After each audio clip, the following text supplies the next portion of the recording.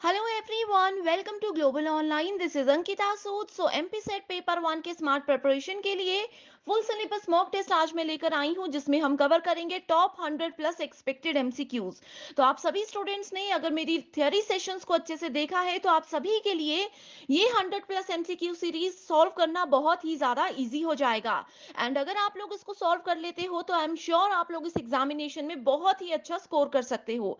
तो आप सभी स्टूडेंट्स इस वीडियो में एंड तक जरूर बने रहिएगा। एंड किसी भी क्वेश्चन में अगर आपको किसी भी तरह का डाउट होता है, किसी भी तरह का कंफ्यूजन रहता है, तो आप लोग मुझे कमेंट करके जरूर बता सकते हो। सेशन पर आगे जाने से पहले आपको बता दूं कि Madhya Pradesh set paper one के स्मार्ट प्रिपरेशन के लिए फुल सिलेबस टेस्ट सीरीज हमने लॉन्च की है, जिसमें पेपर वन के टोटल 10 यूनिट के 40 से भी ज्यादा टेस्ट हम आपको प्रोवाइड कराते हैं। सो ये टेस्ट आपको इंग्लिश एंड हिंदी दोनों ही लैंग्वेजेस में अवेलेबल है। इसके साथ ही आपको शॉर्ट नोट्स भी मिलेंगे, जो कि एग्जाम में आपको बहुत ही ज्यादा मदद करते हैं। ये 40 मॉक टेस्ट अगर आप लोग अटेम्प्ट कर लेते हो एग्जामिनेशन से पहले, तो आप लोगों को बहुत ईजी हो जाएगा एग्जाम में अच्छा स्कोर करने में। एंड यहीं में से आपको एज इट इज क्वेश्चंस देखने को मिल सकते हैं। इस टेस्ट सीरीज में मैं आपको 100% गारंटी ये भी देती हूँ कि इसके अलावा आपको एग्जाम में कुछ भी कहीं से भी और देखने को नहीं मिलेगा। एग्जाम का क्या पैटर्न है, क्या डिफिकल्टी लेवल है, उन सभी चीजों को ध्यान में रखते हुए ये टेस्ट सीरीज हमने लॉन्च की है, जिसको ज्वाइन करने के लिए आपको इन व्हाट्सएप नंबर्स पर कांटेक्ट करना है। एंड इसके लिए आपको सिर्फ एक ही बार फीस पे करनी है, वो भी सिर्फ 999। इसके अलावा फ्री वीडियोस के लिए आप लोग ग्लोबल ऑनलाइन ऐप को भी डाउनलोड कर सकते हो। ऐप का लिंक डिस्क्रिप्शन बॉक्स में मिल जाएगा। ऐप डाउनलोड करने के बाद स्टोर सेक्शन पे जाकर आपको सर्च बार में लिखना है एमपी सेट। आपके सामने कंप्लीट कोर्स का ओवरव्यू आ जाएगा। आप इस पे जैसे ही क्लिक करते हो कंटेंट सेक्शन पर, आप यहाँ पर देख सकते हो यूनिट वाइज फोल्डर्स आपके सामने है, जिसमें कि फ्री वीडियोस भी अवेलेबल है। आपको यहाँ पर मॉक टेस्ट मिल जाएंगे इंग्लिश में और हिंदी में। एंड इसके अलावा बहुत सारे स्टूडेंट्स यूनिट वाइज और टॉपिक वाइज मेरे सेशंस की डिमांड कर रहे थे, तो उन सभी के लिए सेपरेट सेशंस भी मैं लेकर आई हूँ। तो आप आज ही इनको व्हाट्सएप नंबर्स पर कांटेक्ट करके ज्वाइन जरूर कर सकते हो। सो पेपर वन प्रिपरेशन के साथ पेपर टू पर भी आपको ध्यान देना बहुत जरूरी है, जिसके प्रिपरेशन के लिए स्टडी मटेरियल हम लेकर आए हैं, जो कि एग्जाम के पैटर्न और डिफिकल्टी लेवल को ध्यान में रखते हुए ही बनाया गया है। स्टडी मटेरियल में आपको पेपर टू के full syllabus notes and MCQs हम देते हैं, जिसमें कि आपको previous year questions, most expected और मोस्ट रिपीटेड क्वेश्चंस की सीरीज मिल जाएगी। एंड इसमें से आपको एज इट इज क्वेश्चंस देखने को मिलेंगे। तो आप सभी स्टूडेंट्स स्क्रीन पर अपने सब्जेक्ट को चेक कीजिए एंड इन नंबर्स पर कांटेक्ट करके आप इसको ज्वाइन कर सकते हो। इसके लिए फ्लैट 20% ऑफ में आज आपके लिए लेकर आई हूँ, यानी कि सिर्फ 1280 रुपीज में आप स्टडी मटेरियल का बेनिफिट उठा सकते हो। एंड मैं आपको 100% श्योरिटी देती हूँ कि ये आपको इस शॉर्ट पीरियड में भी बहुत हेल्प करेगी एग्जाम क्वालिफाई करने में। Following hardware was use by the first generation computers. So आप लोगों को पता है कि कंप्यूटर में बहुत सारी जनरेशन है। जो पहली जनरेशन थी उसमें जो मेन कंपोनेंट था कंप्यूटर का, वो कौन सा था, ये इस क्वेश्चन में पूछा गया है। Options: transistor, vacuum tubes, VLSI and integrated circuits. Video को पॉज कर लीजिए एंड अभी मैं इसका करेक्ट आंसर बता रही हूँ, that is vacuum tubes. Okay. So first generation में वैक्यूम ट्यूब्स को यूज किया जाता था, ये इसका मेजर इंपॉर्टेंट कंपोनेंट था। जैसे आज के समय पे सीपीयू यूज होता है ना, वैसे ही उस वक्त वैक्यूम ट्यूब्स था। अब यहाँ पर अपकमिंग एग्जामिनेशन में क्वेश्चन ये भी आ सकता है कि ट्रांजिस्टर्स कौन सी जनरेशन में यूज हुए थे, सेकंड में या थर्ड में। आईसी, जिसको कि इंटीग्रेटेड सर्किट बोला जाता है, ये सेकंड या थर्ड कौन सी जनरेशन में यूज हुए थे। ये आप स्टूडेंट्स के लिए मैंने एक होमवर्क क्वेश्चन दे दिया, जिसका आंसर आप मुझे फटाफट कमेंट करके बताइए। उसके बाद ही अगले क्वेश्चन पे मूव कीजिएगा। Next question is in the context of internet what is the full form of URL. So URL एक बेसिक टर्म होती है जो कि इंटरनेट से रिलेटेड होती है। आप लोग यहाँ पर देख सकते हो, ये आप लोग जब भी मोबाइल में इंटरनेट चलाते हो, गूगल पे कुछ सर्च करते हो, इस तरह का टर्म आपने जरूर वहां पर देखा होगा। उसको बोला जाता है यूआरएल। सो यूआरएल की फुल फॉर्म होती है यूनिफॉर्म रिसोर्स लोकेटर। यानी कि ये क्या होता है, कुछ भी चीज अगर हम लोगों को फाइंड आउट करनी है, तो ये एक एड्रेस होता है जो कि यूनिकली उस चीज को आइडेंटिफाई करने में मदद करता है। सो इसी के साथ नेक्स्ट क्वेश्चन पर पढ़ते हैं। Next question is match the following. Here we have two lists, list one and list two. www, Python, RAM and ROM. यहाँ पे चार डिफरेंट चीजें दी है, जिनमें से कि सिर्फ ये दो आपस में कनेक्टेड है, बाकी नहीं है। आपको बताना है कौन सी चीज किससे रिलेटेड है। Volatile memory, non volatile memory, world wide web and programming language. बहुत इजी क्वेश्चन है। थोड़ा सा दिमाग लगाओगे तो आपको पता चलेगा www का मतलब है वर्ल्ड वाइड वेब, यानी कि ए को जब हम थर्ड के साथ मैच करेंगे तो डायरेक्ट हमारे पास आंसर आ जाएगा ऑप्शन नंबर 4। तो स्टूडेंट्स देखो, इस तरह के जो क्वेश्चंस होते हैं ना, जरूरी नहीं है कि सभी बच्चों को हर एक का मतलब पता हो, हर एक की फुल फॉर्म या मीनिंग पता हो। अगर आपको एक भी क्लियर है, आप अच्छे से उसको समझ सकते हो एंड आपका आंसर बहुत इजीली आपको मिल जाएगा। Next question is the main two components of CPU are. तो सीपीयू क्या होता है? Central processing unit. Correct. CPU में फर्दर उसको तीन हिस्सों में डिवाइड किया जाता है। कौन कौन से होते हैं? दो उसमें से यहाँ पर लिखे हैं।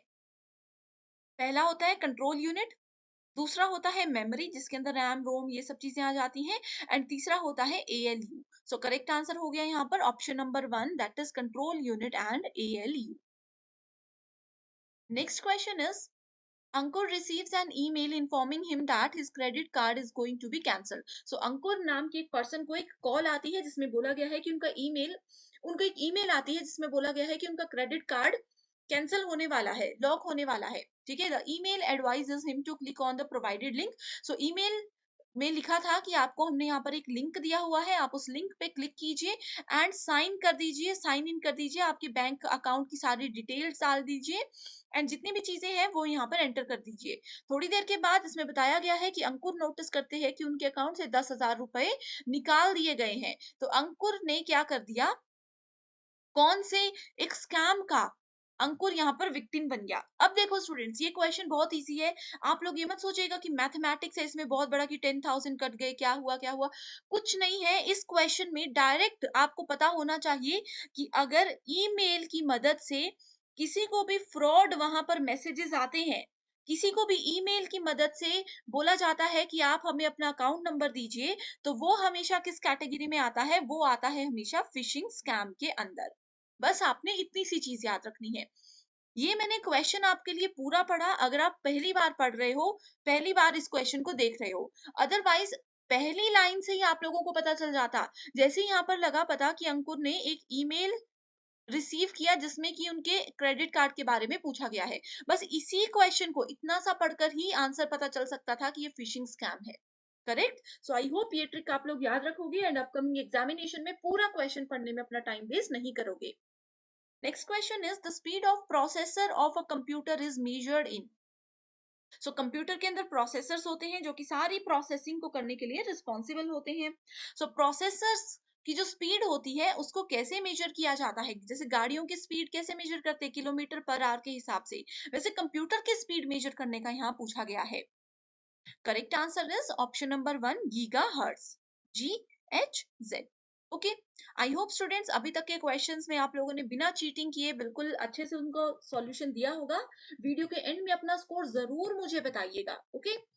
Next question is arrange the following different types of computer networks in an ascending order on the basis of their geographical area implied. So तीन यहाँ पर नेटवर्क बताए गए हैं, लैन, वैन एंड मैन। लैन का मतलब होता है लोकल एरिया नेटवर्क, वैन का मतलब होता है wide area network and man का मतलब होता है मेट्रोपॉलिटन एरिया नेटवर्क। सबसे स्मॉलेस्ट होता है लैन, उसके बाद आता है सेकंड नंबर पर मैन एंड तीसरे नंबर पर आता है वैन, जो कि सबसे बड़ा नेटवर्क होता है जिसका एक एग्जांपल इंटरनेट है। इंटरनेट आप पूरे वर्ल्ड में कहीं पर भी चला सकते हो। इंटरनेट पे आप जो चीजें गूगल पे जाकर के इंडिया में सर्च कर रहे हो, किसी और कंट्री में जाकर भी सर्च कर सकते हो। तो बेस्ट एग्जांपल है वैन का इंटरनेट। सो इसमें क्या पूछा है? Ascending order. सो करेक्ट आंसर क्या होगा? C, A एंड B, जो कि मैंने बताया स्मॉलेस्ट, उससे बड़ा मैन, उससे बड़ा van. Next question is match the following, list 1 and list 2। तो यहाँ पर मेमोरी यूनिट दी है kilobyte, megabyte, gigabyte and terabyte. इस चीज को हम डिटेल में स्टूडेंट, जो 1 आवर 1 यूनिट वाला सीरीज मैंने आपके लिए लास्ट वीक लाया था उसमें हमने इन चीजों को डिटेल में देखा है। ठीक है। सो कौन सी यूनिट किसके इक्विवेलेंट होती है? Kilobyte is equals to 103 bytes. ठीक है। Megabytes is equals to 10⁶ bytes, gigabytes is equals to 109 bytes and terabytes is equals to 1012 bytes। ठीक है। सो आपने इसको याद रखना है, इसका सीक्वेंस भी याद रखना है कि सबसे पहले बिट आता है, बाइट आता है, किलोबाइट आता है, मेगाबाइट आता है, gigabyte, then we have terabyte. इस तरह से स्मॉलेस्ट टू लार्जेस्ट ये सीक्वेंस भी आपको याद होना चाहिए। Next question is the ability to read and write each piece of information in a storage device in approximately the same length of time of its location is what? So, हर एक information जो भी आपकी computer की memory के अंदर है उसको बिल्कुल इक्वल लेवल पर रीड भी करना और उसमें कुछ एडिटिंग भी करनी, वो किसका एग्जाम्पल है? वो है रैंडम एक्सेस मेमोरी का एग्जाम्पल। इसमें भी पूरा क्वेश्चन पढ़ने की जरूरत नहीं थी। बहुत से बच्चे जो पहली बार पेपर दे रहे होंगे वो कंफ्यूज हो जाते हैं, पूरा क्वेश्चन समझते हैं, समझ नहीं आता फिर गलत आंसर करते हैं। देखो, ऑप्शंस पर भी क्वेश्चन पढ़ने के बाद एक बार ऑप्शंस पर नजर मारनी है। कई बार होता है क्वेश्चन समझ नहीं आता लेकिन ऑप्शंस देखकर हम एकदम से क्लिक कर जाते हैं कि अच्छा क्वेश्चन में ये पूछा गया है। सो जैसे इस क्वेश्चन में रीड एंड राइट की जब बात की गई एंड स्टोरेज डिवाइसेस की जब बात की गई, ये दो चीजें जब मैंने पढ़ी, मैंने इमीडिएटली ऑप्शंस पर नजर मारी एंड मुझे पता लग गया कि यहाँ पर रैंडम एक्सेस मेमोरी की ही बात हो रही है। ये इधर थोड़ा सा हिंदी मीडियम स्टूडेंट्स के लिए मिस्टेक हो गई है। इसको हिंदी में भी रैंडम एक्सेस मेमोरी ही बोलते हैं। Okay, identify the incorrect pair from the following. So pairs दिए गए हैं डॉट जेपीजी। जेपीजी क्या होती है? ग्राफिक फाइल होती है, यानी कि आप लोगों के मोबाइल में जब आप कैमरे से फोटो क्लिक करते हो या व्हाट्सएप पे आपको कोई फोटो आती है, उसमें उसकी प्रॉपर्टीज में जाकर के फाइल का नेम देखना, फोटो का नाम देखना। कुछ कुछ नाम लिखा होगा अजीब सा, उसमें बीच में डॉट लिखा होगा, डॉट के बाद जेपीजी लिखा होगा, डॉट जेपीईजी लिखा होगा। इसका मतलब क्या है कि ये इमेज की फाइल का नाम है। जैसे हमारे सरनेम होते हैं, जैसे मेरा नाम आपने शुरू में देखा अंकिता सूद, वैसे ही सूद से क्या है? सूद मेरी एक्सटेंशन है, मेरा सरनेम है। वैसे ही डॉट के बाद जो भी चीज आती है कंप्यूटर में या मोबाइल में, वो हमें बताती है कि ये कौन से टाइप की फाइल है। ठीक है। डॉट टीटीएफ क्या होता है? टीटीएफ का मतलब होता है ट्रू टाइप फॉन्ट। तो ये वाला यहाँ पे वर्ड टेक्स्ट फाइल बोला है, जो कि बिल्कुल गलत है। डॉट डीओसी होती है word text file. Dot VAW audio file कोई सॉन्ग है। Executable file dot EXE. So correct answer is option number 2। First cyber law which provides the legal infrastructure for e-commerce in India। First law जो कि internet और इन सब चीजों से related बना हुआ है, सो वो है the information technology act 2000। Next question is a type of memory that holds the computer startup routine. जब हम अपना कंप्यूटर, लैपटॉप या मोबाइल को ऑन करते हैं तो उस समय पर कौन सी मेमोरी रिस्पॉन्सिबल होती है? सो वो होती है रोम। रोम का मतलब क्या होता है? Read only memory. इसमें क्या होता है? सिर्फ हम रीड कर सकते हैं, राइट नहीं कर सकते। तो ये बहुत बार क्वेश्चन एग्जाम में पूछा जाता है। Next is Python. पाइथन क्या है? अभी देखो, एक मैच द फॉलोइंग का थर्ड या सेकंड क्वेश्चन आया था, उसमें हमने देखा था पाइथन क्या है। पाइथन एक प्रोग्रामिंग लैंग्वेज है। ऑपरेटिंग सिस्टम क्या है? जैसे में हम बोलते हैं मेरे पास एंड्रॉइड फोन है, कई बोलते हैं हमारे पास विंडो फोन है। तो एंड्रॉइड क्या है? ऑपरेटिंग सिस्टम है। विंडोज क्या है? ऑपरेटिंग सिस्टम है। एप्लीकेशन प्रोग्राम जो भी एप्स हम यूज करते हैं। ठीक है। Next question is email stands for. Email का मतलब होता है electronic mail. Correct answer is option number 3। Basic questions है। Viruses which executes when computer start is. जब कंप्यूटर स्टार्ट होता है तो रिस्पॉन्सिबल होता है रोम। एंड जब कंप्यूटर स्टार्ट होता है, एक वायरस जो है वो ऑटोमेटिकली एक्टिवेट हो जाता है। अगर उस कंप्यूटर में थोड़ा सा भी वायरस आ गया हो और हम जब उसको अगली बार ऑन करेंगे तो वो एग्जीक्यूट हो जाता है और फैलने लग जाता है हमारे कंप्यूटर में। उस वायरस का नाम क्या है? उसका नाम है boot sector. Boot sector. Boot sector एक टर्म हमेशा आपने याद रखनी कि कभी भी जो कंप्यूटर का ऑन होने वाला प्रोसेस होता है, आपने बटन स्विच ऑन किया, वहां से लेकर के कंप्यूटर की विंडो आने तक जो प्रोसेस होता है, उसको बूट सेक्टर, बूट प्रोसेस बोला जाता है। Which of the following are the objectives of malware. So malware क्या होता है? मालवेयर एक कंप्यूटर सॉफ्टवेयर होता है वायरस की तरह। वायरस तो आपने सुना होगा, उसी की तरह मालवेयर होता है, जिसमें कि हमारे कंप्यूटर या सिस्टम में आ जाता है लेकिन हमें पता नहीं होता। अब ये आता कैसे है? ये इंटरनेट के थ्रू आता है। करेक्ट। सो मालवेयर के ऑब्जेक्टिव्स क्या है? Provide remote control for an attacker to use an infected machine. मेरे कंप्यूटर में मालवेयर आ गया एंड जिसने भी मालवेयर डाला वो इंटरनेट से मेरा कंप्यूटर देख रहा है। अभी जैसे मैं आप लोगों को पढ़ा रही हूँ, जिसने भी मालवेयर मेरे कंप्यूटर में डाला है वो देख रहे होंगे कि अच्छा इस समय अंकिता सूद क्या कर रही है। अब मैं अपनी किसी, मान लीजिए, फेसबुक आईडी पे लॉगिन करती हूँ, तो भी उनको पता चल जाता है कि अच्छा मेरी ये फेसबुक आईडी है, ये मेरा पासवर्ड है, उन्होंने देख लिया और वो उसकी मदद से फ्रॉड करना शुरू कर देंगे। करेक्ट। नेक्स्ट क्या है? Investigate the infected users local network. मेरा लोकल नेटवर्क है, उसको उससे इन्वेस्टिगेट करेंगे, पूरी जान पहचान रखेंगे कि मैं क्या क्या कर रही हूँ। और जो मेरा सेंसिटिव डेटा है, जैसे मेरे कंप्यूटर या मेरे मोबाइल में, मान लीजिए कि मैंने अपनी अकाउंट डिटेल्स रखी है या कुछ भी इस तरह की इंफॉर्मेशन रखी हुई है, जैसे मेरा मान लीजिए कि यूट्यूब का पासवर्ड है या इस तरह की चीजें हैं, उसको वो स्टील कर सकते हैं। तो क्या होता है malware? All of the above. Next question is which of the following is a software that once installed in the computer? कौन सा सॉफ्टवेयर ऐसा है जो कि एक बार कंप्यूटर के अंदर डाल दिया, इंस्टॉल कर दिया, वो हमारे इंटरनेट पे हम कुछ भी सर्च करेंगे वो पूरी नजर रखेगा हमारे काम पर, जो हम कर रहे हैं, जो हम भेज रहे हैं, उन सब चीजों पर पूरी नजर रखेगा, एंड जो भी एडवर्टाइजमेंट होगी उससे रिलेटेड वो हमें देगा। अब देखो स्टूडेंट्स, इसका एक बहुत अच्छा एग्जांपल देती हूँ। आप लोगों में से किसी ने अमेज़न पे कुछ सर्च किया, फ्लिपकार्ट पर कुछ सर्च किया, या किसी भी वेबसाइट पर मान लीजिए आप लोग अभी शूज देख रहे हो। थोड़ी देर के बाद जब आप यूट्यूब पे कोई भी वीडियो देखोगे, आपको एड में भी शूज ही दिखेंगे। आप लोग फेसबुक चला रहे हो, फेसबुक की एड्स में भी आप लोगों को शूज ही दिखेंगे। वो क्यों होता है? क्योंकि उन्होंने आपके कंप्यूटर पे, आपके इंटरनेट पे कि आप क्या क्या सर्च कर रहे हो, उस पे पूरी नजर रखी हुई है, एंड उसी चीजों से रिलेटेड एडवर्टाइजमेंट आपको दिखाते रहेंगे। तो इस चीज को, इस सॉफ्टवेयर को क्या बोला जाता है? इसको बोला जाता है एडवेयर। एडवर्टाइजमेंट से एडवेयर आपने याद रखना है। आपने देखा होगा कुछ भी आप ऑनलाइन शॉपिंग के लिए सर्च कर रहे हो, उसकी सारी एड्स आपको फेसबुक और यूट्यूब और सब जगह पर नजर आती है। Next question is the number of character in 8 bit sky code. Sky का मतलब होता है American standard code for information interchange. कुछ याद नहीं रखना, एक इसकी फुल फॉर्म याद रखिए।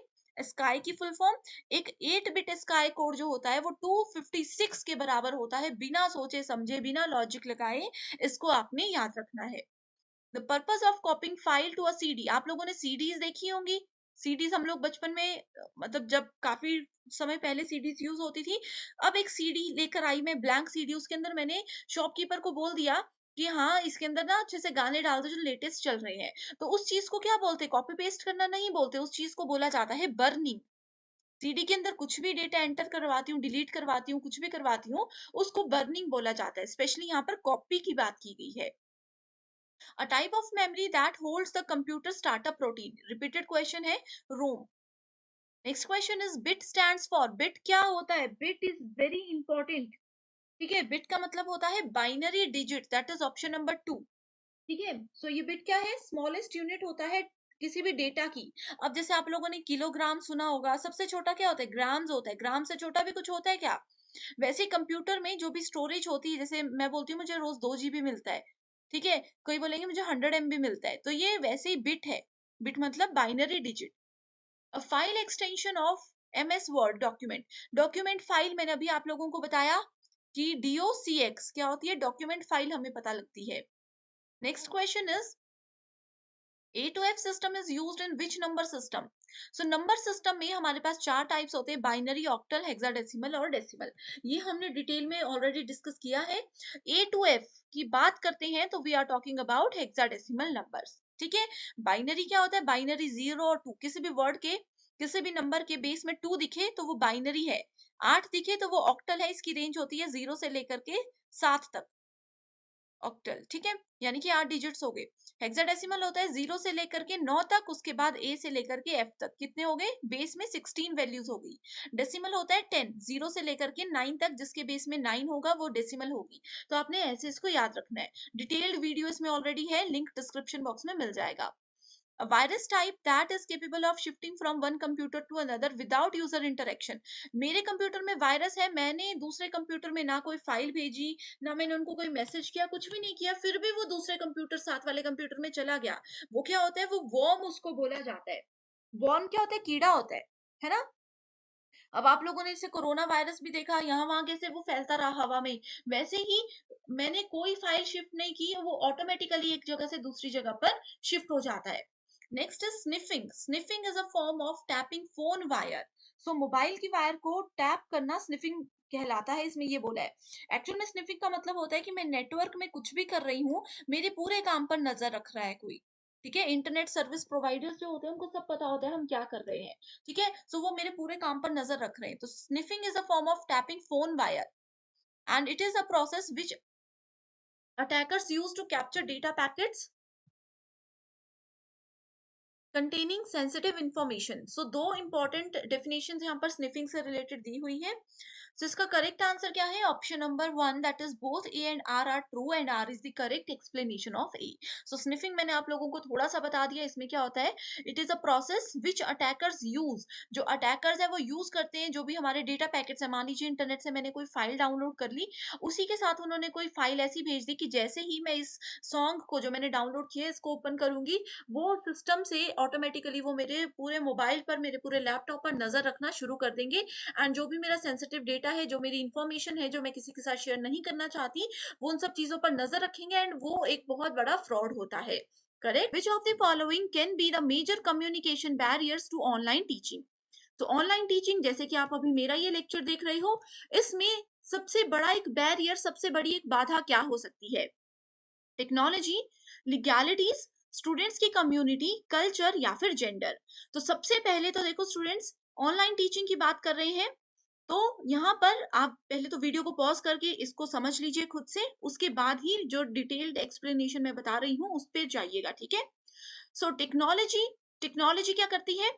अगर आप लोगों के पास मोबाइल ही नहीं है, एक अच्छा इंटरनेट कनेक्शन ही नहीं है, तो आप लोग ऑनलाइन क्लासेस ले ही नहीं सकते। तो ये एक सबसे बड़ा बैरियर है। उसके बाद आ जाता है कल्चर।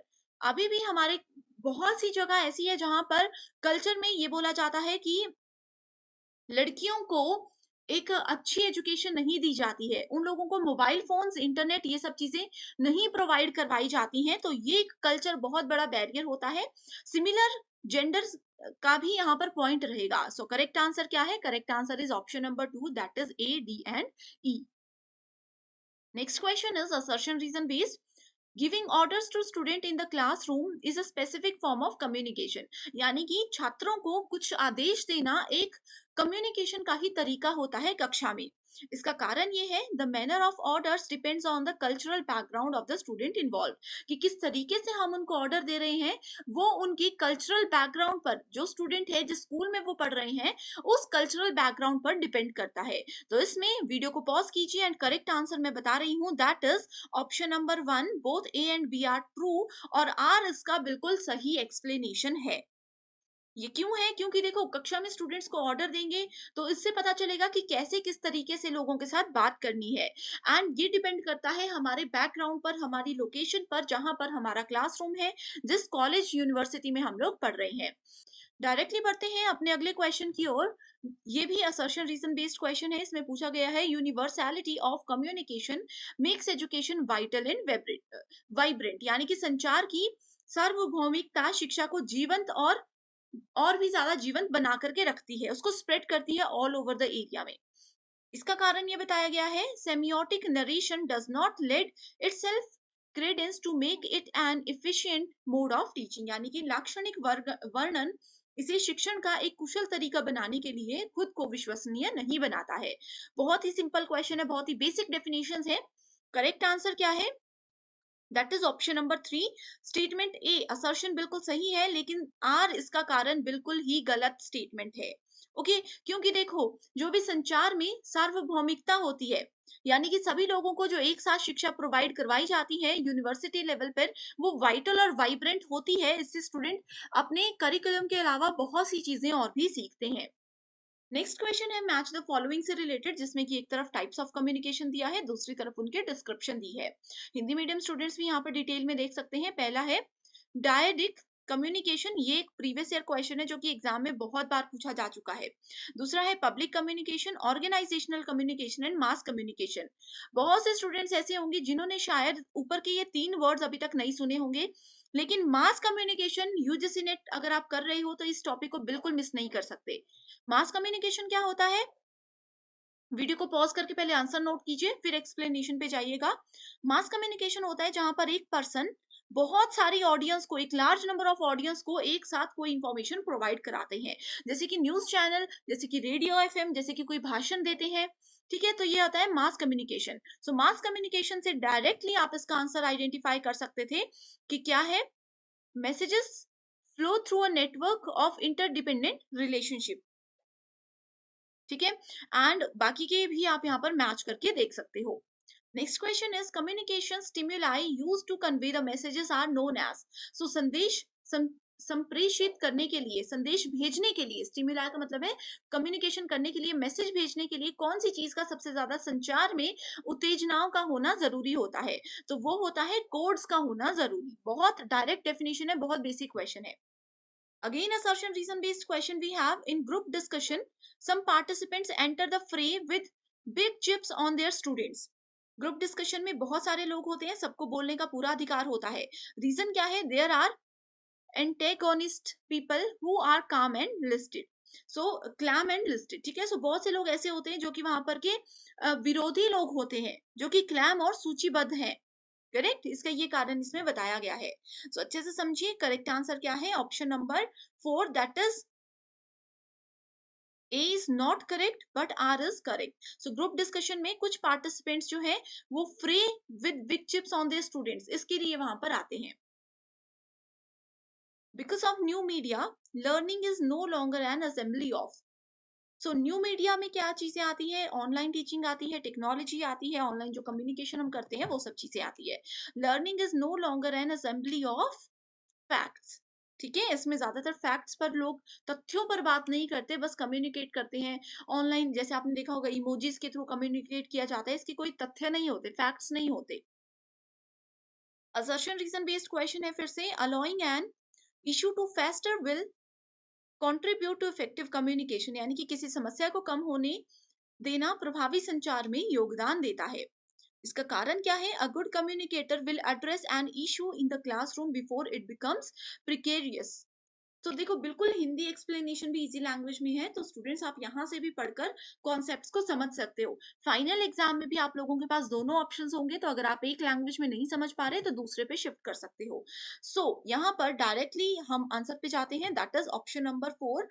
असर्शन गलत है एंड रीजन बिल्कुल सही है। Good communicator will address an issue in the classroom before it becomes precarious, यानी कि एक अगर आप अच्छे कम्युनिकेटर हो, बातचीत करने में एक एक्टिव पर्सन हो, तो क्लासरूम में कोई इशू होने वाला है, कोई प्रॉब्लम बढ़ने वाली है, तो आप लोगों को वो चीज पहले से समझ आ जाती है। इससे पहले कि वो प्रॉब्लम बहुत बड़ी हो जाए, आप उसको पॉइंट आउट करके कंट्रोल में कर लेते हो। ये इस रीजन वाली स्टेटमेंट में बोला गया है। Next is, what are the most prominent elements in the management of communication in an educational institution? So, जितने भी शैक्षिक संस्थान होते हैं उनमें संचार के प्रबंधन को कौन से तरीकों से, कौन से मुख्य तत्वों से अच्छे से संभाला जा सकता है? अच्छे से क्वेश्चन को पढ़ लीजिए। डायरेक्ट मैं आंसर बताती हूँ, that is B, D and E only, ठीक है। तो स्ट्रक्चरिंग वर्क रोल, क्या काम हम करने वाले हैं किसी और से, अपने इंस्टीट्यूशन में क्या काम हम लोग करवाने वाले हैं, ये सारी चीजों को ध्यान में रखते हुए इसमें काम किया जाता है। Next we have keep others inform, कि कोई अपडेट अगर हमारे सीनियर लेवल पर हमें बोल रहे हैं या कोई चीजें हम चेंज करना चाहते हैं, तो बाकी सबको भी उसके बारे में अगर हम इन्फॉर्म करते हैं, तो एक प्रॉपर मैनेजमेंट के साथ एजुकेशनल इंस्टीट्यूशन काम करते हैं। Guiding others wherever possible. Next question is, the concept fraction of selection in classroom communication is determined by the expectations of reward related to. So, कक्षा संचार में चयन का अवधारणा अंश संबंधित इनाम की अपेक्षा से निर्धारित होता है। तो किसकी अपेक्षा से उसको निर्धारित किया जाता है? Efforts needed. तो कितने एफर्ट्स, यानी कि कितने प्रयास करने की हमें जरूरत है, इस चीज के बेसिस पर वहां पर काम किया। Next question is assertion reason based. Universality of communication makes education, ये स्टूडेंट्स रिपीटेड क्वेश्चन है, इसको आप लोग नोट कर लीजिएगा। नेक्स्ट क्वेश्चन है, एक तरफ एग्जांपल्स दिए गए हैं, दूसरी तरफ टाइप्स ऑफ कम्युनिकेशन दिया गया है। Horizontal, intrapersonal, mass and group communication, basic question है। जल्दी से वीडियो को पॉज करके आप इसका आंसर देख सकते हो, ठीक है। हॉरिजॉन्टल कम्युनिकेशन क्या होता है? Internal conversation with fellow workers, अपने लेवल के लोगों के साथ अगर हम बात कर रहे हैं, जैसे एक डिपार्टमेंट के एचआर दूसरे डिपार्टमेंट के एचआर के साथ बात करते हैं, इस तरह से आप यहाँ पर देख सकते हो। Mass we have already discussed, ठीक है। यहाँ पर फटाफट से आप इसको देख सकते हो, बिल्कुल बेसिक डेफिनेशन है। The chronological sequence in the development of communication system is, so communication अगर हमें करना है तो उसका एक सीक्वेंस होता है, तो वो सीक्वेंस क्या है? इमर्जेंस ऑफ लैंग्वेज, यानी कि हमें पहले भाषा को डिसाइड करना है कि ए और बी अगर बात करना चाहते हैं तो किस लैंग्वेज में बात करेंगे ताकि दोनों को समझ आए। Cave paintings, interpersonal communication, verbal यानी कि बोल करके हम बात करने वाले हैं। Appearance of printing technology, telecommunication system. So correct answer is cave paintings, यानी कि केव पेंटिंग्स का मतलब यहाँ पे थोड़ा-सा हिंदी में प्रॉब्लम है। केव पेंटिंग्स का मतलब होता है कि पहले हमें टॉपिक पता होना चाहिए कि हम क्या करने वाले हैं, कि हम किस बारे में बात करने वाले हैं, किस तरह के लोगों के साथ हम बात करने वाले हैं। उसके बाद लैंग्वेज डिसाइड होती है। इस तरह से ये प्रॉपर सीक्वेंस को हम फॉलो करते हैं। Next question is the positive impact of communication depends on. तो अगर संचार को हम अच्छा बनाना चाहते हैं तो उसके सकारात्मक प्रभाव क्या हो सकते हैं? तो ये हो सकते हैं प्लानिंग। सबसे पहले अगर हम प्लान करके बातचीत करेंगे तो कभी भी ऐसा नहीं होगा कि हमारी कम्युनिकेशन वेस्ट चली गई, हमने कुछ फालतू बात कर दी। दूसरा है मीडिया सिलेक्शन, यानी कि किस तरीके से हम बात करने वाले हैं, किसी पर्सन के साथ सामने बैठ के बात करेंगे, किसी के साथ मोबाइल फोन पे बात करेंगे या फिर ऑनलाइन उसको वॉइस मैसेज भेज देंगे, किस तरीके से बात करेंगे। यूज ऑफ लैंग्वेज, यानी कि कौन सी भाषा का प्रयोग हम बातचीत करने में करने वाले हैं। अगर ये तीनों चीजों को आप अच्छे से सेलेक्ट करके किसी के साथ बातचीत करते हो तो आपका कम्युनिकेशन बहुत ही ज्यादा इफेक्टिव माना जाता है। Which of the following factors are important in communication? So संचार में किन चीजों को इंपॉर्टेंट माना जाता है? स्लैंग, यानी कि किस टोन में, किस तरीके से आप बोल रहे हो। कैनिकल एटीट्यूड, यानी कि आपका एटीट्यूड क्या है। कई बार होता है हम बेसिक सी चीजें बोलते हैं लेकिन हमारे बोलने का तरीका ऐसा होता है कि सामने वाला उसको गलत वे में लेकर के चला जाता है। नेक्स्ट इज फ्रेमिंग, कि किस लेवल तक कौन सी बात हमें किसी को बतानी है। कई बार होता है ना, थोड़ी सी बात बतानी होती है लेकिन हम बहुत ज्यादा खुल जाते हैं किसी के सामने, जो नहीं बताना होता वो भी बता देते हैं। वो फ्रेमिंग आता है। प्राइमिंग मतलब कितनी बात को कितने लेवल तक खींचना है, कितना बताना है। इमीडिएसी मतलब तत्कालता, कितनी जल्दी कितने पॉइंट्स को हमें यहाँ पर प्रेजेंट करना है। तो एक कम्युनिकेशन को अच्छा बनाने के लिए कौन सी चीजें इंपॉर्टेंट है? सी, डी एंड ई। ठीक है, अगर हमारी टोन खराब है, हमारे बोलने का तरीका गलत है, तो वो नॉर्मल सी बात में भी लड़ाई बढ़ सकती है। ठीक है, सो इसीलिए ऑप्शन ए और बी को हमने कैंसिल कर दिया है। Next question, types of communication and examples दिए गए हैं। सो बाकी तीन अगर नहीं पता, क्योंकि थोड़ी सी यूनिक लैंग्वेजेस है, यूनिक वर्ड्स हैं, सो आपको नॉन वर्बल पता होगा, जिसमें हम शब्दों का प्रयोग नहीं करते, सिर्फ इशारों से बातें करते हैं। वो इशारे मुंह से भी हो सकते हैं, हाथों से भी हो सकते हैं, बॉडी लैंग्वेज से भी हो सकते हैं। सो इस अकॉर्डिंग करेक्ट आंसर क्या है? करेक्ट आंसर डी के हिसाब से आप देख सकते हो। ट्रैफिक सिग्नल लाइट, ये क्या है? नॉन वर्बल है। ट्रैफिक सिग्नल में कुछ बोला नहीं जाता, सिर्फ रेड लाइट आती है, हम समझ जाते हैं कि हमें रुकने के लिए बोला जा रहा है। अगर आपका ये ऑप्शन अगर आपको आता होता तो देखो आप इजीली करेक्ट आंसर को आइडेंटिफाई कर सकते थे। तो स्टूडेंट्स, यूजीसी नेट में यही तरीका है। कई बार बहुत सी टर्म्स ऐसी आती है जो हमने नहीं सुनी, लेकिन एक टर्म ऐसी होती है जो हमें पता होता है, जो कि बेसिक होती है, एंड उसी के बेसिस पे आप क्या कर सकते हो? करेक्ट आंसर को ढूंढ सकते हो। Next is in communication interpretation of the message depends on. अब देखो स्टूडेंट्स, इस क्वेश्चन में जो मैंने आपको ट्रिक्स बताई, अगर आपको ये हेल्पफुल लगी है एंड आप चाहते हो कि इस सीरीज को मैं कंटिन्यू रखूं एंड इसी तरह से स्मार्ट एंड शॉर्ट ट्रिक्स पे अलग से भी एक वीडियो लेकर आऊं, तो आप मुझे कमेंट जरूर कर सकते हो। तो interpresentation interpretation sorry of a message depends on what. So ये किस पे डिपेंड करता है? कॉन्टेक्स्ट पे, कि मैसेज का प्रसंग क्या है, उस पे डिपेंड करता है। The sequence of cultural institutions in communication is. So cultural institution, communication किस तरह से हम सीखते हैं? सबसे पहले एक बच्चा फैमिली से बोलना सीखता है, फिर स्कूल में जाता है, फिर रिलीजन, अपने धर्म के बारे में जानना और बोलना सीखता है, उसके बाद मास मीडिया यानी कि लोगों के बीच में बोलना सीखता है। So correct answer is option one.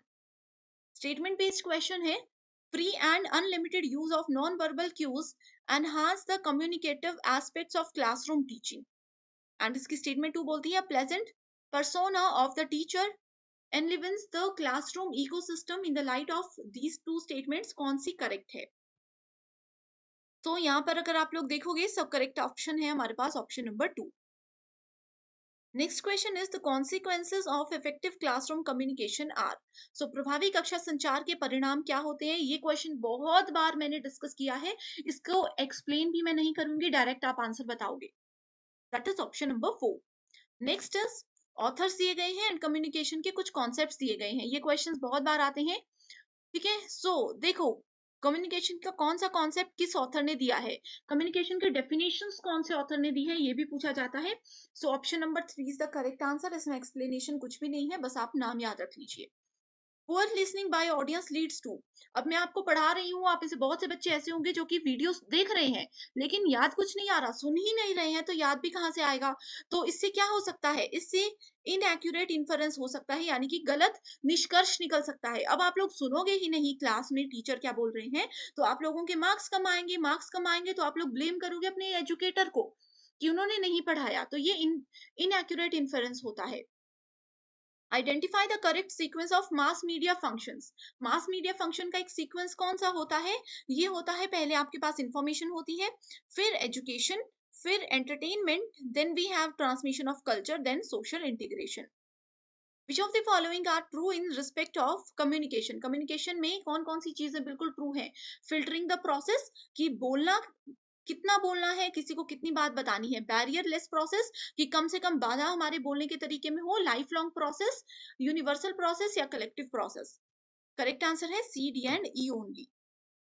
क्योंकि कम्युनिकेशन में हम जितनी मर्जी कोशिश कर लें, बैरियर्स ना आए, लेकिन कुछ भी हो सकता है। फिल्टरिंग प्रोसेस भी ये हो सकता है, ठीक है।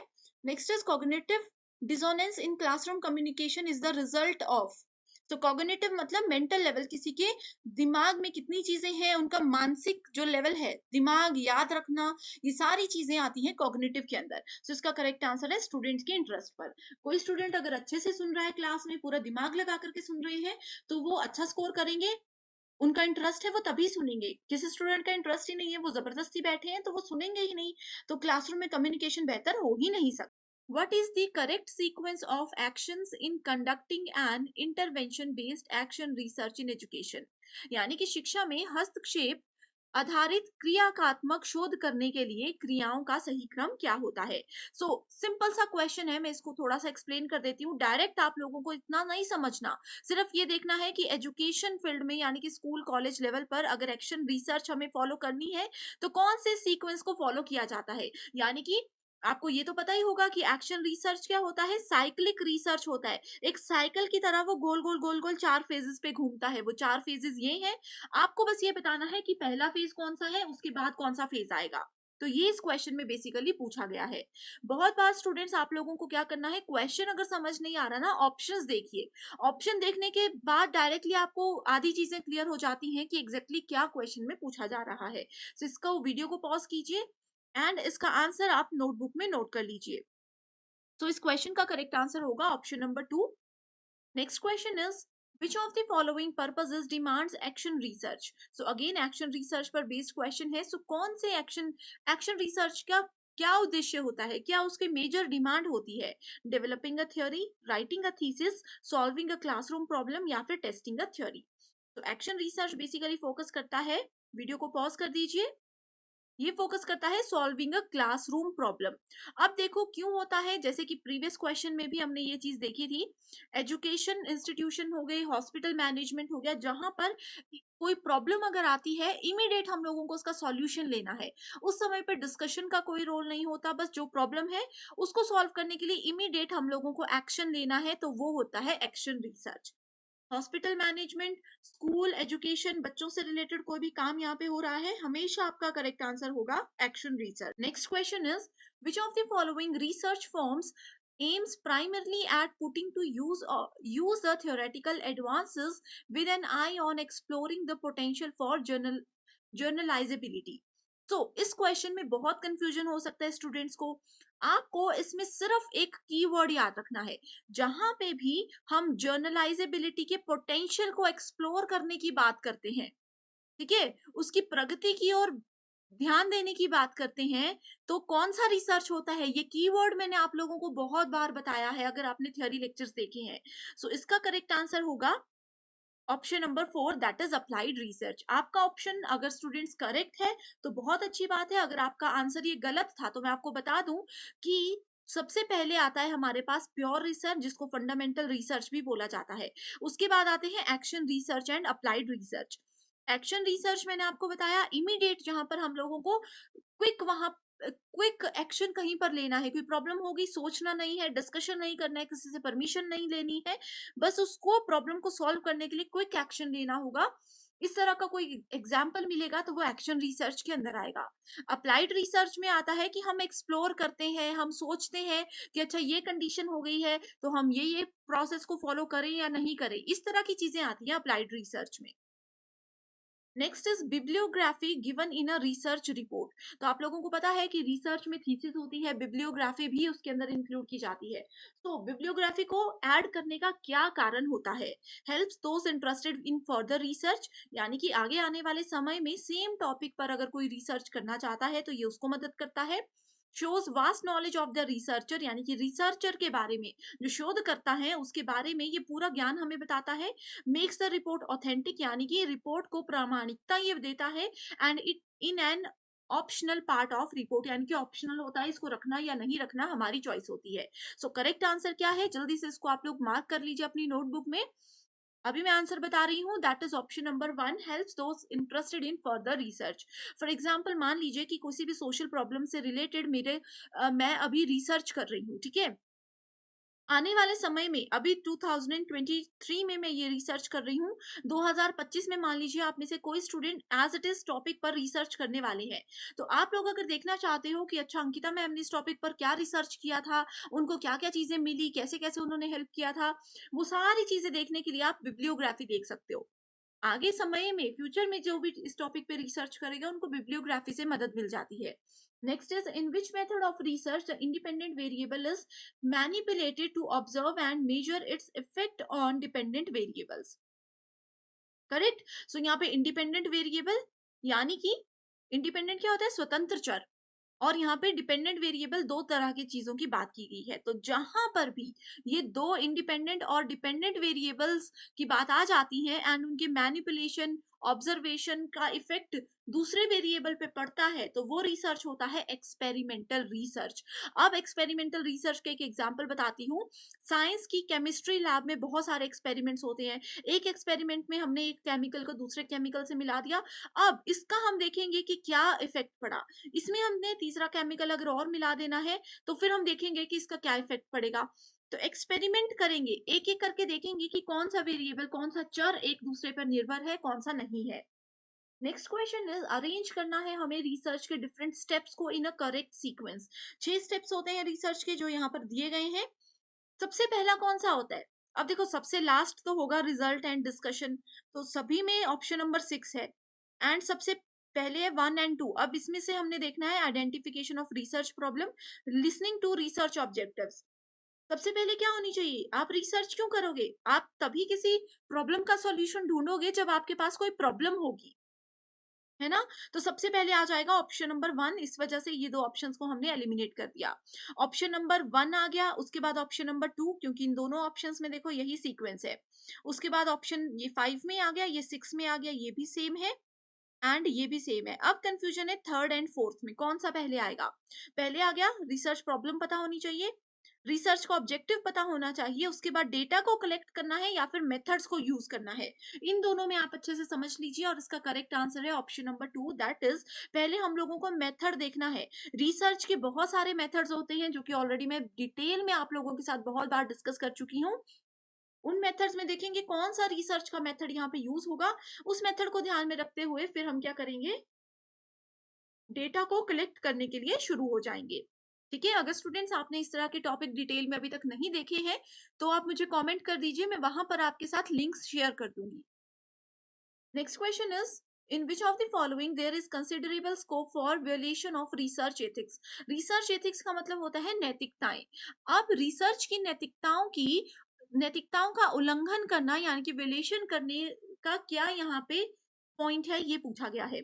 Problem formulation, data interpretation, hypothesis making, reporting of research result या फिर using research tools prepared by others. So अगर इनमें से कौन सा स्टेप हम फॉलो करेंगे और हम हमें काउंट कर दिया जाएगा कि हमने रिसर्च की नैतिकताओं का उल्लंघन किया है, तो सबसे पहला तो इसमें आ जाएगा किसी दूसरे के रिसर्च टूल्स को यूज करना। ठीक है, सो ई ऑप्शन तो इसमें आना ही आना था। करेक्ट। उसके बाद आ गया D, reporting of research results. यानी कि अपने जो भी रिसर्च के रिजल्ट्स आए उसमें हमने बदलाव कर दिए। मान लीजिए मेरा रिजल्ट आया था 8.9, मैंने क्या कर दिया उसको 9.0 कर दिया। ये थोड़ा-सा चेंज है बट रिसर्च में हमने यहाँ पे बेईमानी कर दी। ये रिसर्च की नैतिकताओं के खिलाफ होता है। एंड नेक्स्ट है यहाँ पर option number B, data interpretation यानी कि डेटा की व्याख्या करना। Next question, in which of the following formats research abstract is a must. तो रिसर्च एब्स्ट्रैक्ट किसमें जरूरी होता है? रिसर्च के आर्टिकल में, सेमिनार पेपर में, थीसिस में या फिर रिसर्च सिनॉप्सिस में। तो स्टूडेंट ये जो बेसिक टर्म्स है ना, article, synopsis, seminar, thesis, bibliography, अगर आप लोगों को पता है कि ये सब टर्म्स क्या होती है, आपको इसमें कोई कंफ्यूजन नहीं है, तो आप बहुत अच्छा स्कोर कर सकते हो। लेकिन अगर आप में से किसी भी स्टूडेंट को इन सभी टर्म्स में कंफ्यूजन है, इनका मीनिंग ही नहीं पता, जो कि एग्जाम के लिए बहुत इंपॉर्टेंट है, तो भी आप मुझे कमेंट कर दीजिए कि बेसिक टर्म्स पे एक वीडियो बनाएं, ताकि मैं जल्दी से जल्दी इन टर्म्स पर आपके लिए वीडियो लाऊं और अपकमिंग एग्जामिनेशन में आपको मदद मिल जाए। तो रिसर्च में जो एब्स्ट्रैक्ट होता है वो यूज होता है सबसे पहले रिसर्च आर्टिकल में भी, सेमिनार पेपर जो बनाते हैं उसमें भी यूज होता है, एंड थीसिस में भी यूज होता है। रिसर्च के साइनॉप्सिस या सिनॉप्सिस, जिसको कि सारांश बोला जाता है, इसमें एब्स्ट्रैक्ट को यूज नहीं किया जाता। इसमें सिर्फ यही होता है कि पूरे रिसर्च में हमने क्या किया उसका एक निचोड़ कम शब्दों में बताया जाता है रिसर्च सिनॉप्सिस में। नेक्स्ट क्वेश्चन है क्वालिटेटिव एंड क्वांटिटेटिव रिसर्च से रिलेटेड। इसमें पूछा गया है qualitative research paradigm emphasizes participant perceptives and uses an empirico-inductive approach. And statement 2 बोलती है in the same research project it is neither possible nor desirable to use both the research paradigms together. So statement based question, इसमें qualitative and quantitative की बिल्कुल direct definition दी है जो कि हमने as it is discuss की थी। इसमें क्या है, स्टेटमेंट वन तो बिल्कुल करेक्ट है जो बोलती है कि क्वांटिटेटिव रिसर्च क्या करते हैं, पार्टिसिपेंट की यानी कि जो भी रिसर्चर होते हैं उनके परस्पेक्टिव से काम करते हैं, एंड एम्पेरिको यानी कि एम्पेरिकल इंडक्टिव रिसर्च को ये यूज करते हैं। एम्पेरिको या एम्पेरिकल वर्ड जहां पर भी आपको नजर आता है, अनुभव जन्य, इसका मतलब होता है कि हम यहाँ पे ऑब्जर्वेशन और अपने एक्सपीरियंस के साथ काम कर रहे हैं। ठीक है, तो ये स्टेटमेंट करेक्ट है and statement two is incorrect. Next question is what is the usual sequence of steps in the scientific method. So scientific method के स्टेप्स यहाँ पर दिए गए हैं, 5 स्टेप्स गिवन है, आपको बताना है सबसे पहले कौन सा स्टेप आएगा। इसको अच्छे से देखिए, वीडियो को पॉज कीजिए एंड इसका करेक्ट आंसर मैं बता रही हूँ, दैट इज ऑप्शन नंबर 2। सबसे पहले felt need which is creating the problem, तो प्रॉब्लम क्यों हुई, क्या प्रॉब्लम है, ये आपको पता होना चाहिए। उसके बाद आता है identifying difficulty and problem statement formulation, कि ये प्रॉब्लम है, क्या ये बहुत बड़ी प्रॉब्लम है या छोटी सी प्रॉब्लम है। अगर एक्चुअल में लोगों को ये लगता है बड़ी प्रॉब्लम है तो ही हम इस पे रिसर्च करेंगे। अगर ये छोटी मोटी प्रॉब्लम है जिस पे किसी का ध्यान भी नहीं जाता तो उस चीज पे रिसर्च नहीं होगी। तो उस चीज को आइडेंटिफाई करना बहुत जरूरी है, उसको पहचानना बहुत जरूरी है। तीसरा आ जाएगा hypothesis making bye identifying the variables. हाँ, यानी कि जो भी वेरिएबल्स हमने देखे उनके उनको ध्यान में रखते हुए परिकल्पना करना। उसके बाद आ जाता है collection of data using appropriate research tools. ठीक है, किस तरह से कौन से मेथड को यूज करके डेटा को कलेक्ट करना है जो रिसर्च के सॉल्यूशन तक जाने में मदद करेगा, उसको कलेक्ट करना। Then data analysis and interpretation, ये मोस्ट प्रोबेबली लास्ट में ही ऑप्शन आता है। Next question is given below are two statements action research is cyclic. देखो फर्स्ट क्वेश्चन में मैंने बताया कि एक्शन रिसर्च साइक्लिक होता है, 4 फेजेस हैं, ये साइकिल की तरह बस यही 4 फेजेस पे गोल गोल गोल गोल घूमता है। Plan, act, observe, reflect. देखो सेम क्वेश्चन स्टूडेंट्स, अगर आपने पहला क्वेश्चन अच्छे से सुना था तो आप लोगों को ये क्वेश्चन बिल्कुल आप सही करते जो कि 2021 में पूछा गया है। इसीलिए मैं कहती हूँ हर एक क्वेश्चन को अच्छे से समझिए, क्योंकि एनटीए के पास कोई नया सिलेबस नहीं आता हर साल, वही क्वेश्चंस को घुमा करके पूछा जाता है। ठीक है, दूसरा यहाँ पे purpose of action research is to develop a theory to explain casual relationship among variables. बहुत इजी क्वेश्चन है, आंसर नोट कीजिए एंड मैं बताती हूँ इसका आंसर है ऑप्शन नंबर 3। ये स्टेटमेंट बिल्कुल इनकरेक्ट है, क्योंकि एक्शन रिसर्च इमीडिएट एक्शन लेता है। उस समय पे अगर हम थ्योरी बनाने लग गए, डॉक्यूमेंट्स रेडी करने लग गए, किसी से परमिशन मांगने लग गए तो कुछ नहीं होगा, तो एक्शन रिसर्च का कोई मतलब ही नहीं है। ठीक है, एंड इसमें ये साइक्लिक प्रोसेस को फॉलो करता है जो कि बिल्कुल करेक्ट स्टेटमेंट है। Next question is use of ICT in research facilitates access and accuracy of research findings, and इसका reason ये बताया गया है a researcher has to follow various styles of referencing and format while writing a thesis with an intent for deriving support from ICT। इसमें पहली statement में ये बोला गया है कि रिसर्च के दौरान अगर हम आईसीटी यानी कि कंप्यूटर, इंटरनेट, ये सब चीज़ों का, टेक्नोलॉजी का यूज़ करते हैं, तो इजीली हम डेटा कलेक्ट कर सकते हैं और हमारे रिसर्च का जो रिजल्ट होगा, वो बिल्कुल एक्यूरेट होगा, वो बिल्कुल सटीकता के साथ काम करेगा। इसका कारण ये बताया गया है कि रिसर्चर को बहुत सारे रेफरेंसिंग के स्टाइल और फॉर्मेट फॉलो करने पड़ते हैं रिसर्च थीसिस के लिए, जिसमें कि आईसीटी उनको बहुत ज़्यादा मदद करता है। तो आपको क्या लगता है कौन से स्टेटमेंट्स करेक्ट हैं? सो करेक्ट आंसर क्या होगा? ये तो बिल्कुल करेक्ट है कि कंप्यूटर से अगर हम मदद करते हैं रिसर्च में तो इजीली काम हो जाएगा, सटीकता से काम होगा, लेकिन इसका कारण बिल्कुल स्टेटमेंट गलत है। Next question is which of the following research is intervention based, cyclic in nature and improvement focused. So कौन सी साइक्लिक होती है? देखो, एक ही वर्ड से आपको करेक्ट आंसर आ जाएगा, एक्शन रिसर्च। कुछ नहीं पढ़ना, ये छोटे छोटे से कीवर्ड्स हैं जो कि मैं आपको इस कंप्लीट सेशन में बता रही हूँ। देखो स्टूडेंट्स, इससे पहले मैंने आप लोगों के लिए 1 यूनिट 1 आवर वाला सेशन भी लाया। 1 घंटे में हमने कंप्लीट रिसर्च एप्टीट्यूड, 1 घंटे में हमने कंप्लीट टीचिंग एप्टीट्यूड, इस तरह से टोटल 10 यूनिट्स कवर की थी। उसके बाद 1 यूनिट 20 मिनट्स में कवर की थी, ये सीरीज भी मैं आपके लिए लेकर आई थी, जिसमें सिर्फ इस तरह के शॉर्ट ट्रिक्स मैंने आपको बताए थे, छोटे-छोटे वर्ड से आप कैसे आंसर को आइडेंटिफाई कर सकते हो ये बताया था। तो अगर आपने वो देखे होंगे तो मुझे 100% श्योरिटी है कि इस मॉक टेस्ट में 50 में से आप लोग 45 प्लस इजीली स्कोर कर सकते हो। ज़रूर मुझे कमेंट करके बताइएगा आपका स्कोर, ठीक है? नेक्स्ट क्वेश्चन है सैंपलिंग केसेस। सैंपलिंग क्या होता है? नमूनाकरण। 1000 लोग मेरे पास हैं, ठीक है, 1000 लोग हैं, मैं गई रिसर्च करने के लिए किसी कॉलेज में, 1000 बच्चे सामने रख दिया, मैं 1000 लोगों से तो क्वेश्चन नहीं पूछूंगी, लेकिन 1000 में से मैंने क्या किया, सिर्फ टॉप 100 बच्चों को सिलेक्ट कर लिया। टॉप 100 वो किसी भी बेसिस पे हो सकते हैं, स्कॉलर स्टूडेंट्स भी हो सकते हैं, जो गेम्स में बेस्ट हैं वो भी हो सकते हैं, रैंडमली पहले 100 बच्चे जो मुझे गेट पर दिख गए मैंने उनको बुला लिया। ये क्या हो गए, ये 1000 में से मैंने सैंपल ले लिया 100 का। सो सैंपल केसेस का मतलब क्या होता है? सैंपल मैंने बता दिया, अब इजीली इस क्वेश्चन का आंसर आप दे सकते हो, अच्छे से इसको समझ लीजिए। इसका मतलब होता है sampling of people, newspaper, television programmes et cetera. So sampling of people, यहाँ पे सैंपलिंग ऑफ स्टूडेंट्स यहाँ पर हमने किया। A research method which focuses on establishing causal relationship with controls among variables, independent, moderator and dependent is called। इसको क्या बोला जाता है? इसको एक्सपेरिमेंटल रिसर्च बोला जाता है। प्रीवियस क्वेश्चन भी हमने किया, इंडिपेंडेंट डिपेंडेंट वेरिएबल्स के बीच में कैजुअल रिलेशनशिप था एक्सपेरिमेंटल रिसर्च में। Next is a university teacher plans to study the performance of student in implementing specific projects in term of their creativity level। So students की creativity कितनी ज्यादा है उसको ध्यान में रखते हुए एक उनका performance chart एक यूनिवर्सिटी में टीचर्स ने बनाया। So इसमें कौन सा रिसर्च यूज होगा? इसमें आपके पास ex post facto research use होगा।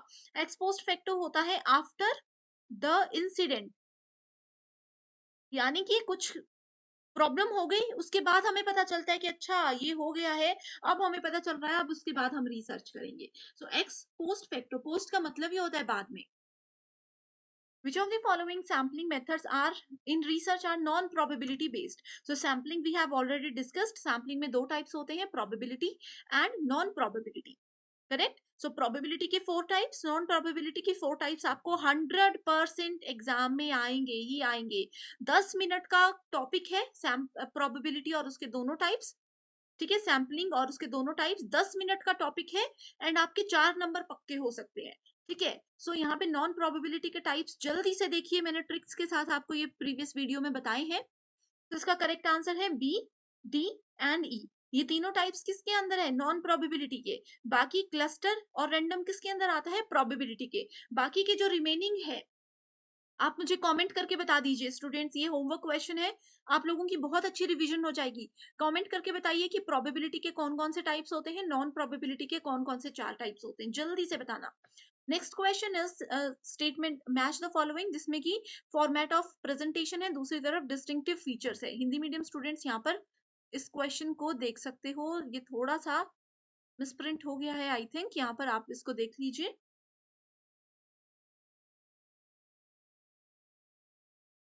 सो यहाँ पर ये देख सकते हो, ठीक है, thesis, dissertation, research paper, workshop, seminar, जैसे कि मैंने बताया ये छोटी-छोटी टर्म्स हैं जो कि बहुत कंफ्यूजन क्रिएट करती हैं, तो इस पे एक सेपरेट वीडियो चाहिए तो बता दीजिए। सो थीसिस एंड डिसर्टेशन, इस ये क्या होता है, एक सिस्टमैटिक प्रिस्क्राइब्ड फॉर्मेट होता है जो कि एक यूनिवर्सिटी आपको बताती है रिसर्च के दौरान। रिसर्च पेपर क्या होता है, रिसर्च पेपर एक प्रेजेंटेशन होते हैं, जो भी आपने रिसर्च किया उसका समरी, उसको एक फटाफट से संक्षिप्त में बताया जाता है कि पूरे रिसर्च में हमने ये किया। ठीक है, वर्कशॉप क्या होता है, वर्कशॉप एक target oriented group based reflection होता है, इसमें एक ग्रुप डिस्कशन हम बोल सकते हैं, सभी लोगों को कलेक्ट किया जाता है एंड उनको सिखाया जाता है इसमें काम। सेमिनार क्या होता है, seminar is a reflective deliberations based on specific theme, कोई टॉपिक पर आप लोगों को इधर नॉलेज शेयर किया जाता है सेमिनार्स में। नेक्स्ट क्वेश्चन है, when a research problem is related to heterogeneous यानी कि different type of population, the most suitable sampling, बहुत तरह के लोग हैं हमारे पास, मेल भी है, फीमेल भी है, जिसमें छोटे बच्चे भी हैं, बड़े बच्चे भी हैं, बुजुर्ग भी हैं, सब लोग हैं, तो इस तरह के अगर लोग आपके सामने हैं तो आपको सैम्पलिंग करनी है। ठीक है, तो कौन सा सैम्पलिंग मेथड बेस्ट होता है, तो उसके लिए स्ट्रेटिफाइड सैम्पलिंग बेस्ट होता है। स्ट्रेटिफाइड को याद रखना है स्ट्राटा से, स्ट्राटा का मतलब होता है ग्रुप। ठीक है, अलग अलग टाइप के ग्रुप है, जैसे मेल फीमेल, आगे भी उनको एज में डिवाइड किया जाएगा। Next question is, which of the following is not true about E journals, E journal के हिसाब से कौन सा ट्रू नहीं है, देखो ये भी एक बेसिक टर्म है, इसको ई पत्रिका बोला जाता है। जल्दी से इसको पढ़ लीजिए क्वेश्चन को एंड आंसर नोट कर लीजिए अपने पास। करेक्ट आंसर है, they are always free of cost. ठीक है, सो ई जर्नल्स क्या होते हैं, ऑलवेज फ्री ऑफ कॉस्ट होते हैं, ये स्टेटमेंट ट्रू नहीं है, ये बिल्कुल गलत है, बाकी इसकी स्टेटमेंट्स बिल्कुल सही है। बेसिक डेफिनेशन है ये इसकी, when academicians are called to deliver lectures or presentation to an audience on certain topic or set of topic of educational nature, देखो किसी भी शिक्षावादी को अगर कोई टॉपिक दे दिया जाता है एंड बोला जाता है कि बहुत से बच्चे हैं आपके सामने, उनको आपने इस टॉपिक पर जो है समझाना है, तो उसको क्या बोला जाता है, उसको बोला जाता है सेमिनार। आपके कॉलेज में भी आपने देखा होगा सेमिनार्स बहुत होते हैं। ठीक है, सो ये छोटे छोटे डिफरेंसेस है जो कि इंपॉर्टेंट है, मैं बार बार इस चीज पर फोकस कर रही हूँ। Next is the written format of a research work is known as, so research work का जो रिटन फॉर्मेट होता है उसको रिसर्च रिपोर्ट बोला जाता है। Next question, in research methodology interpretation is the search of, interpretation किस चीज को ढूंढना होता है, व्याख्या करना किस चीज को ढूंढना होता है, ये होता है रिसर्च की फाइंडिंग्स को कि एग्जैक्टली प्रॉब्लम क्या है एंड हमें सॉल्यूशन पता है कि ये इसका सॉल्यूशन हो सकता है, कैसे उसके पास तक पहुंचना है। Next we have types of research and उसके फीचर्स, जो कि हिंदी मीडियम स्टूडेंट्स भी यहाँ पर देख सकते हो। ठीक है, सो एक्सप्लोर करना, जिस चीज के बारे में नहीं पता, उस बिल्कुल भी नहीं पता या 1-2% नॉलेज है, उस चीज के बारे में खुद से फाइंड आउट करना चीज को। ठीक है, एक्सप्लेन करना, लंबे समय तक चलने वाला रिसर्च, हिंट्स मैंने दे दिए एंड आंसर आप इसका यहाँ पर देख सकते हो, हिंदी मीडियम स्टूडेंट्स के लिए भी ये अवेलेबल है। Next question is, a non government organisation conducted a study in ग्राम पंचायत, किसी नॉन गवर्नमेंट ऑर्गेनाइजेशन या आपकी ग्राम पंचायत में एक स्टडी रखवाई जिसमें कि इम्पैक्ट देखा गया, campaign approach on enrolment and retention of rural elementary school children. ठीक है, बच्चों से रिलेटेड है, समझने की ज्यादा डिटेल में जरूरत नहीं है, बस इतना समझ लीजिए कि कैंपेन रखा गया ग्राम, आपके गांव में जाकर के, जहां पर के एलिमेंट्री रूरल एलिमेंट्री स्कूल बच्चों पर फोकस किया गया कि उनकी कितनी एनरोलमेंट है, कितने बच्चे आते हैं और क्या प्रोसेस है। तो इस तरह के रिसर्च, इस तरह के प्रोसेस को किस रिसर्च के अंदर रखा जाता है, इसको फील्ड एक्सपेरिमेंट के अंदर रखा जाता है, यानी कि मैदानी प्रयोग। इसमें क्या होता है, आप वो लोग फील्ड में जाते हैं, जगह-जगह जाते हैं, लोगों से रिव्यूज लेते हैं, अलग-अलग स्कूल्स में जाकर के result, in which teaching method learners participation is made optimal and proactive, तो टीचिंग के कौन से मेथड में लर्नर्स की यानी कि स्टूडेंट्स की भागीदारी को इष्टतम और सक्रिय बनाया जाता है। ऑप्शन आपके सामने है, वीडियो को पॉज कीजिए एंड उसका आंसर आप नोटबुक में नोट कर दीजिए, उसके बाद ही आंसर जो मैं बताऊंगी उसको देखिएगा। करेक्ट आंसर है डिस्कशन मेथड।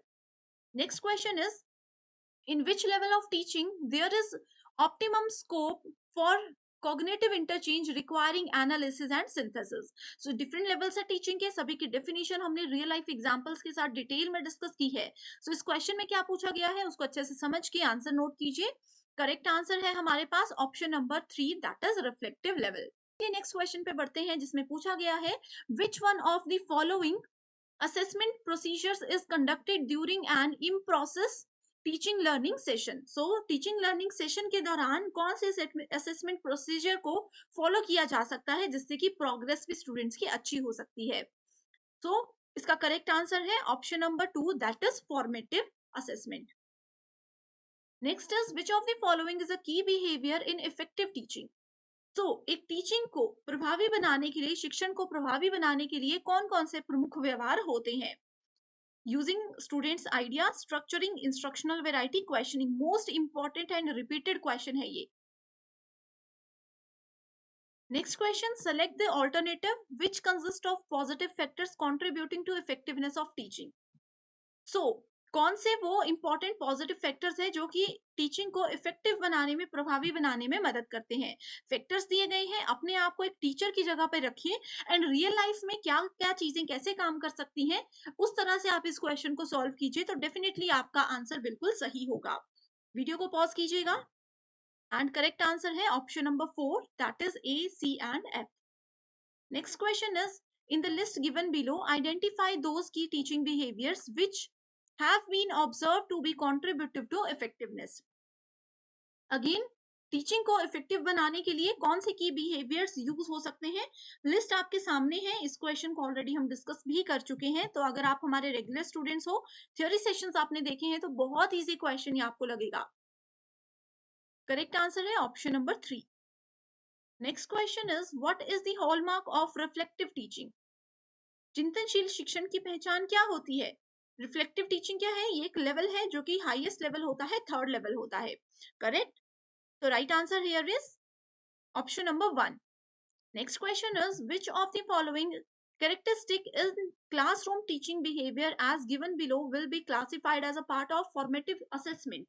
तो formative assessment क्या होती है? जो कि क्लास के इमीडिएटली बाद टीचर स्टूडेंट्स के असेसमेंट करता है कि आज हमने क्या पढ़ा, आज हमने क्या क्या चीजें सीखी। वो एकदम से क्लास के बाद एक स्टूडेंट्स का छोटा सा टेस्ट होता है, that is called formative assessment. तो इससे रिलेटेड कौन से स्टेटमेंट्स ट्रू है वो आपने चेक करना है। करेक्ट आंसर है option number 2। Identify those teaching strategies which are learner centred. तो शिक्षार्थी केंद्रित जो मेथड्स हैं, कौन कौन से उसके पॉइंट ऑफ व्यू से सही स्ट्रेटेजीज हैं। अच्छे से पढ़िए। इंग्लिश में थोड़ी प्रॉब्लम है तो हिंदी में पढ़ सकते हो, हिंदी में समझने में प्रॉब्लम है तो इंग्लिश में पढ़ सकते हो। बहुत सिंपल क्वेश्चंस हैं। Correct answer is option number 3। Next question, identify from the following list of competencies of teaching those which are related to personality and attitude। तो करेक्ट आंसर होगा यहाँ पर option number 4। Next question is, which of the following will be considered correct when TL model is adhered to। TL model का मतलब होता है teaching learning model. So teaching learning model के regard में कौन से स्टेटमेंट बिल्कुल करेक्ट है? Correct answer is option number 2। Next is, given below are two statements. ICT based यानी कि कंप्यूटर इंटरनेट की मदद से जो टीचिंग सपोर्ट सिस्टम होता है has a potential to optimise learning outcomes. Statement 2 बोलती है, recent research have reported that factors relating to social competence contribute more to learning than mere cognitive intelligence does. तो यहाँ पर आईसीटी और teaching learning की बात की गई है, तो दोनों में देखिए कौन सी स्टेटमेंट ट्रू है। Correct answer is option number 1। Next question is, given below are two statements, one is labeled as assertion, another is a reason। assertion में बोला गया है, new media enhance the opportunities to expand the learning environment unheard of before। Reason बताता है, learners can design their own learning process, यानी कि students अपने सीखने का तरीका खुद से डिजाइन कर सकते हैं न्यू मीडिया के अकॉर्डिंग। तो दोनों स्टेटमेंट्स को चेक कीजिए, क्या ये आपस में लिंक है, उसको चेक कीजिए, देन आंसर आप लोग ऑप्शंस में से सेलेक्ट कर सकते हो। तो करेक्ट आंसर है ऑप्शन नंबर 1। चीटिंग बिल्कुल भी मत कीजिएगा। जो भी आपका आंसर होगा, जो भी आपका फाइनल स्कोर होगा, वही आपने हमारे साथ शेयर करना है कमेंट करके। कोई डाउट है या आप चाहते हो कि थोड़ा सा मैं और इन क्वेश्चंस को एक्सप्लेन करूं, तो मुझे कमेंट कीजिएगा। नेक्स्ट सेशन में हम इस चीज को ध्यान में रखेंगे।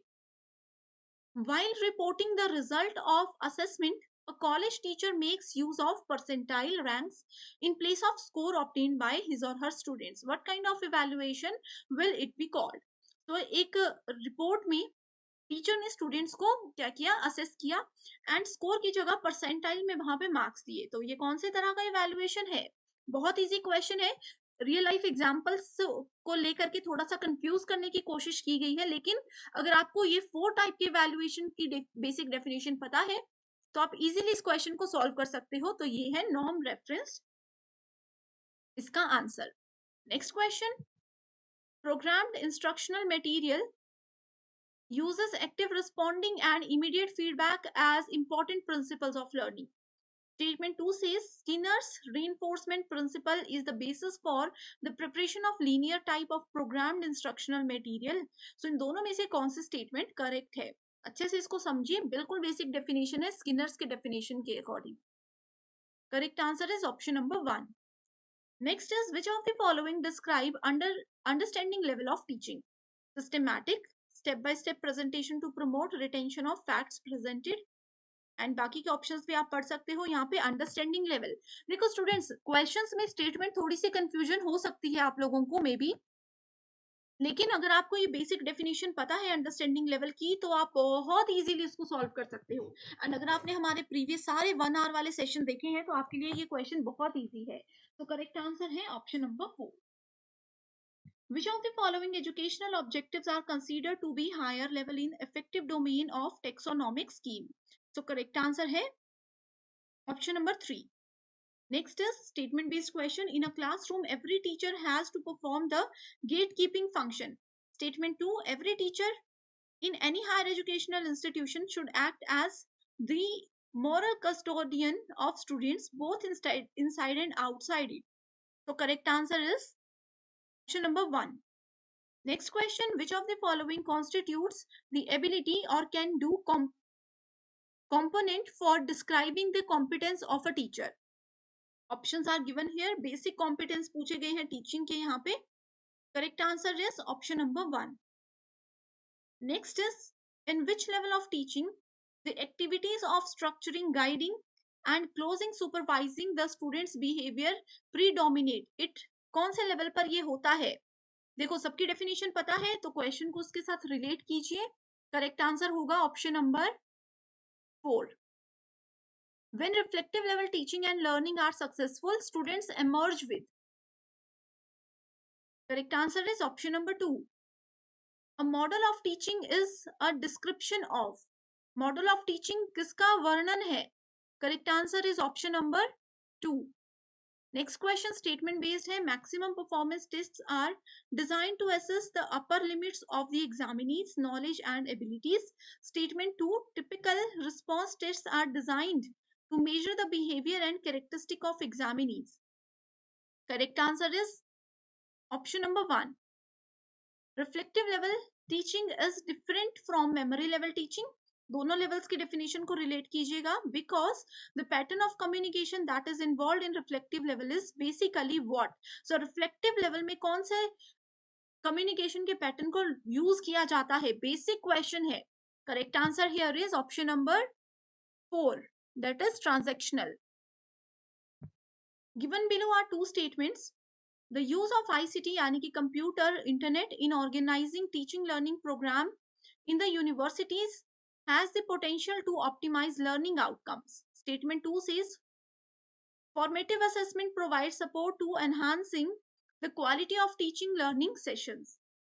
Correct answer is option number 1.